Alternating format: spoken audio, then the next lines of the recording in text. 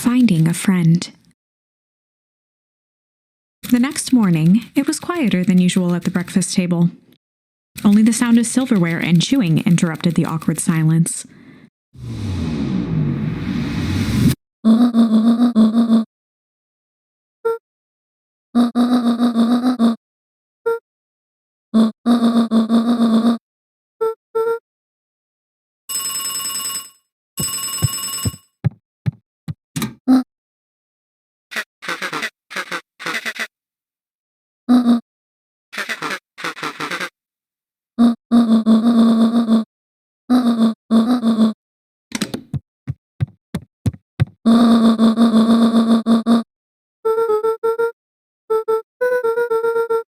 Gran's brow furrowed. She let out a long sigh. Her voice was quiet and even.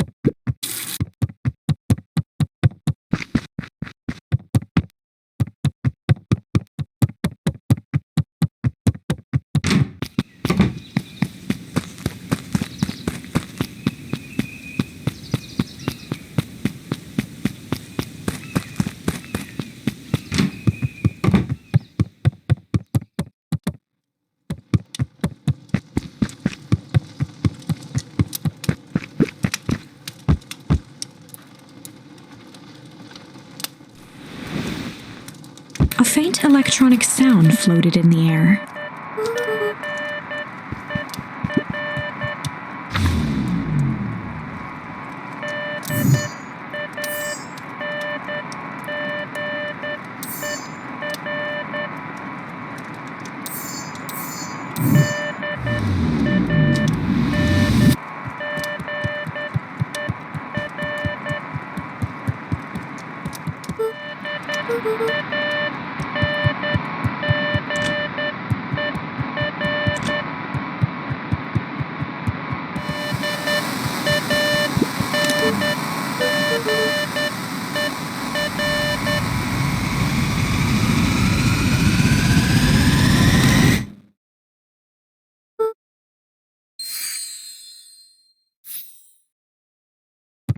Luka glanced at the now silent walkie-talkie. He wasn't sure what to think.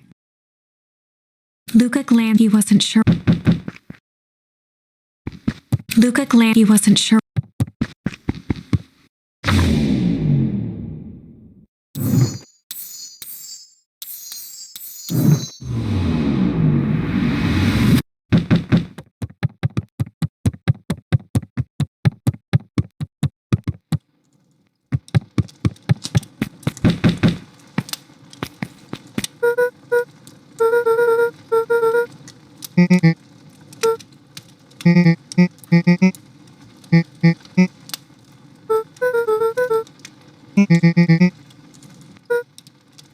A pit formed in Luka's stomach.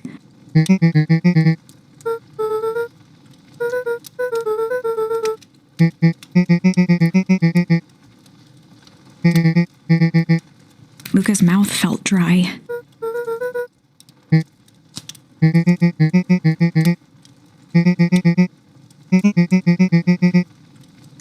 Luka could feel his heart beating in his throat.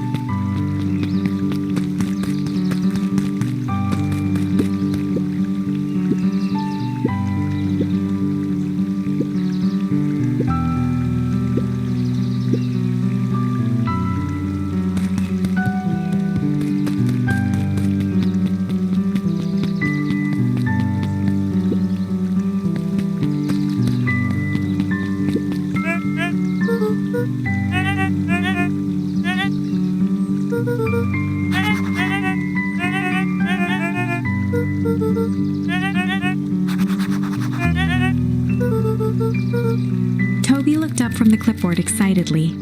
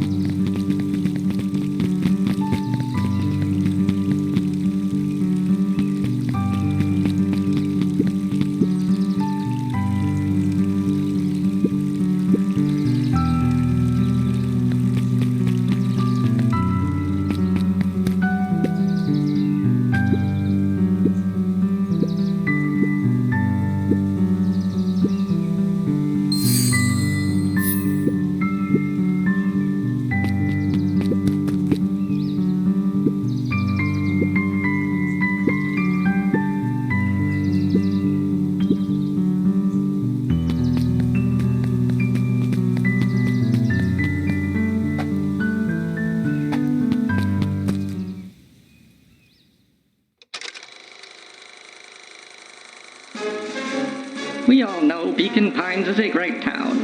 What you may not know is great towns grow from mighty roots.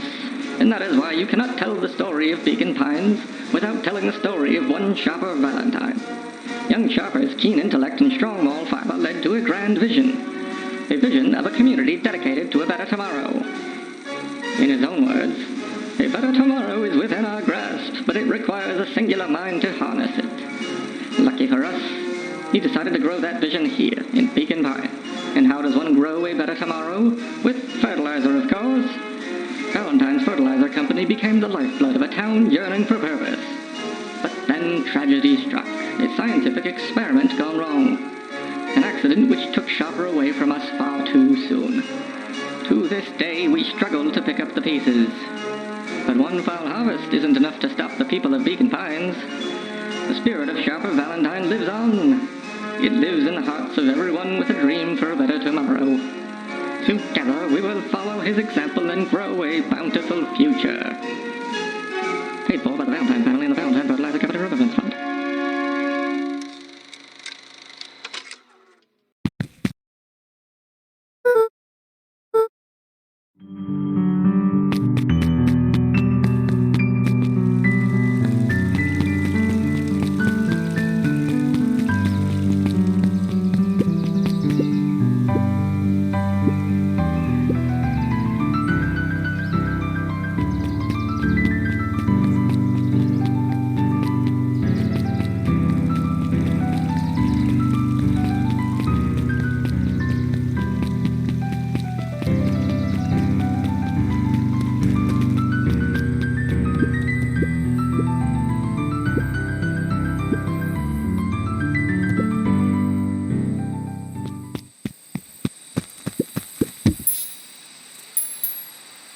Luka stuck a toy stretch. Those things always get dirty anyway.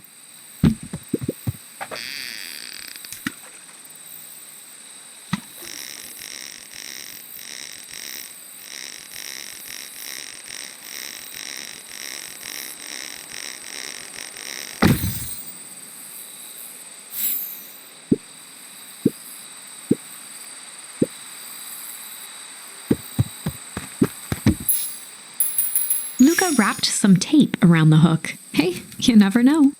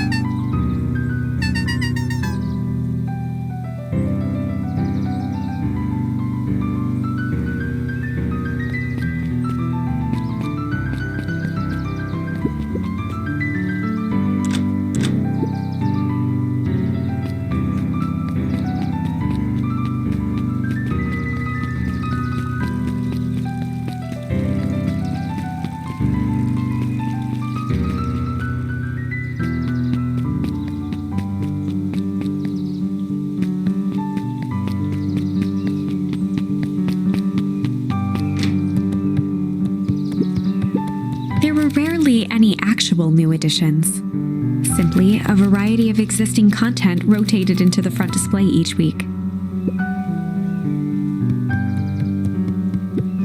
Oh, the cobs I've eaten, a salad-centric travel guide for the mildly adventurous.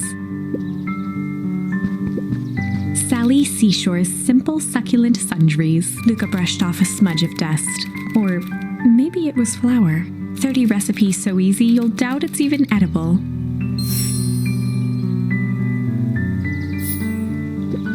A peek behind the curtain. The methods and ruminations of Patrick C. Montesquieu, one of the greatest acting minds of our time, by Patrick C. Montesquieu.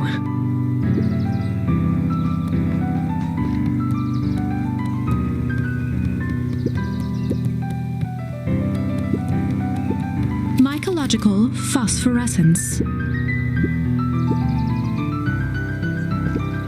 The bottom corner shelf was a dusty array of thick science books. Only one binding was clean enough to read: Cellular Biology and the Chemistry of Mitosis.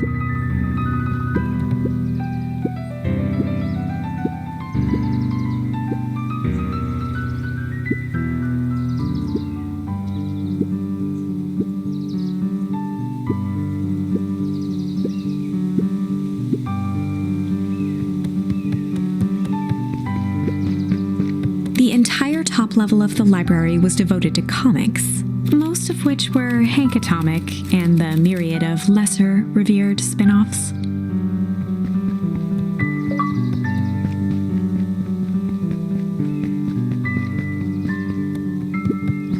Kato volunteered at the library during the summers. He wasn't very social, so he'd dedicate each summer to becoming an expert in a single subject, making him a reliable source of very particular knowledge. If you were to ask Kato something he didn't know, he'd escape into the dusty old bookshelves and return with just the right thing. Kato was lost in his reading. Luka crooked his neck to see the title, Introduction to Melitology.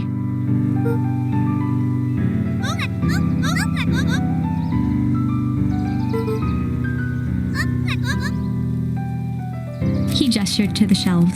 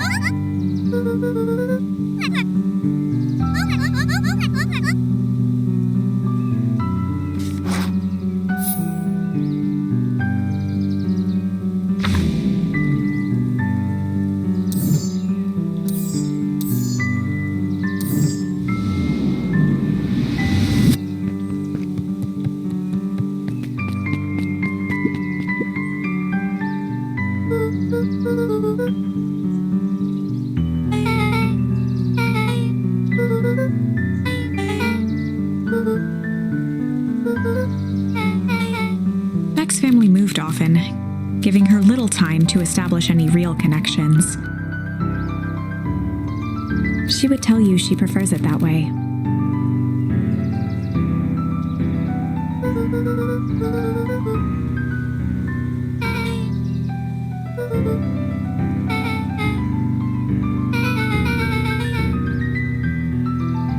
Luka shifted his feet uncomfortably.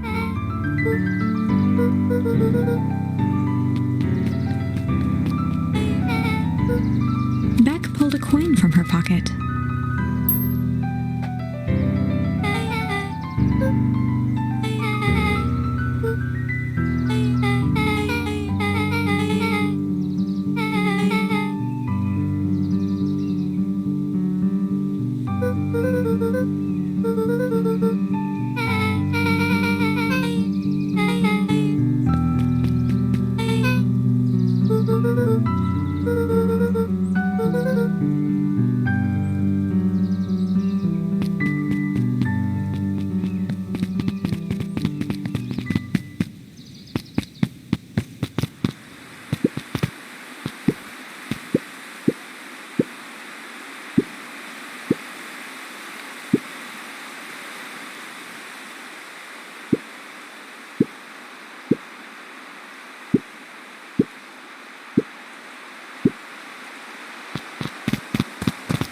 Luka peeked up at the beehive. It appeared to be deserted.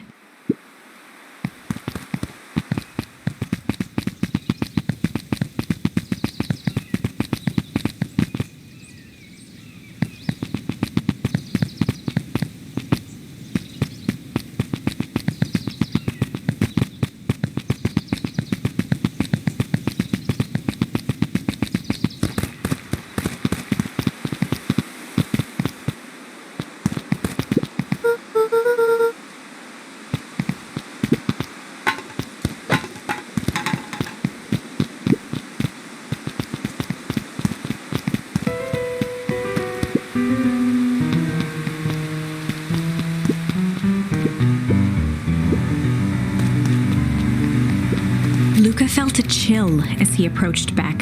Her eyes were locked on the strange green liquid. The nearby grass was coated in a fine layer of frost.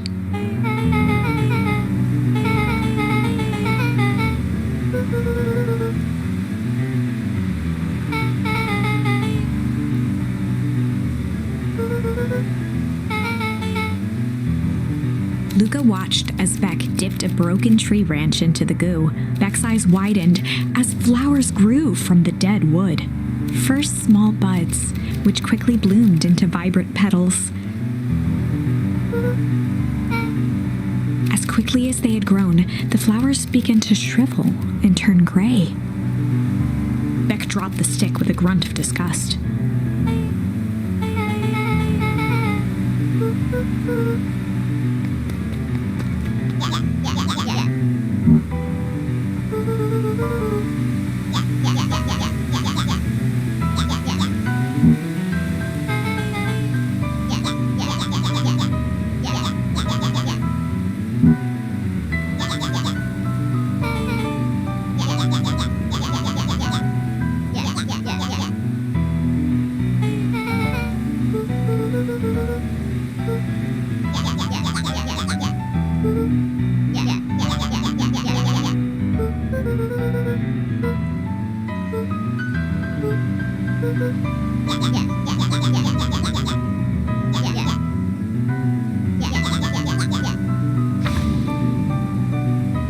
Iggy took a step towards Luka, his sneer lit by the glowing puddle.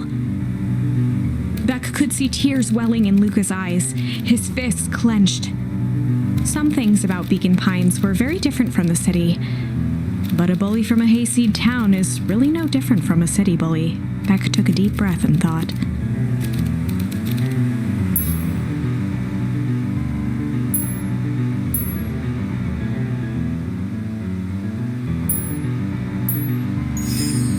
Well, time to bust out the tickles.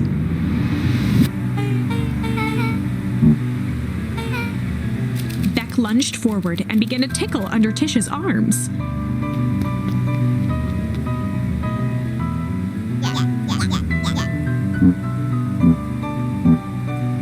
began to form in Tish's eyes as she gasped for breath between gales of laughter. Beck redoubled her efforts until Tish finally had had enough.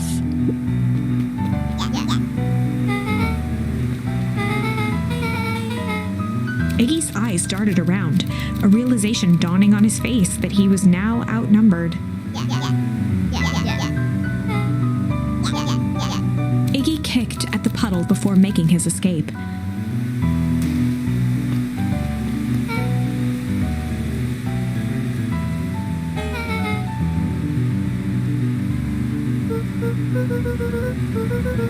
Beck shook the ooze out of her hair as best as she could.